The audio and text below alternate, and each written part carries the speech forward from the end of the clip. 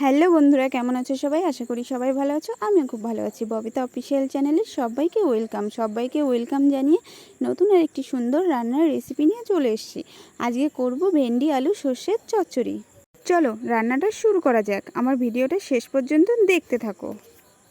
প্রথমেই দেখো কতগুলো ভেন্ডি নিয়ে নিয়েছি। ভেন্ডিগুলো পরিষ্কার করে জল দিয়ে ধুয়ে নিয়েছি। আর এখানে ভেন্ডিগুলো এখন ছোট ছোট করে কেটে নেব। এক এক করে সমস্ত ভেন্ডিগুলো আমি কেটে নিচ্ছি দেখো বন্ধুরা। আর এখানে কিছুটা আলু দিয়ে দেব। আলুটাও কেটে নিয়েছি পাতলা পাতলা করে।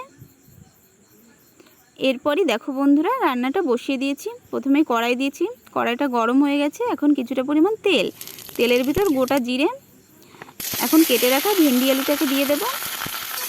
একটু নেড়ে চেড়ে নেব। আর ভেন্ডি আলুটাকে না সুন্দর করে ভেজে নিতে হবে। এখানে দেব কিছুটা পরিমাণ কাঁচা লঙ্কাটাকে পেস্ট করে নিচ্ছি।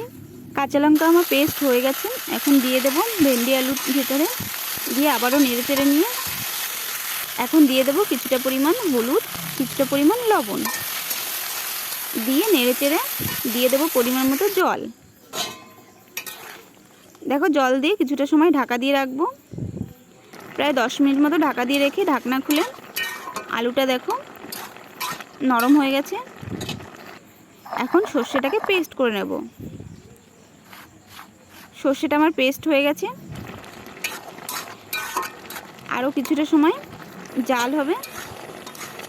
এরপরই দেখো বন্ধুরা তরকারিটা আমার প্রায় রেডি হয়ে গেছে। এখন দিয়ে দেবো পেস্ট করে রাখা সর্ষেটাকে।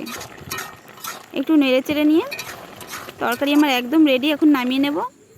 দেখো বন্ধুরা ভেন্ডি আলু সর্ষের চচ্চড়ি আমার একদম রেডি হয়ে গেছে। নামিয়ে নিয়েছি। কালারটা দেখেছো কতটা সুন্দর হয়েছে? কালারটা যতটা না সুন্দর হয়েছে খেতে তার থেকে অনেক বেশি ভালো হয়েছে।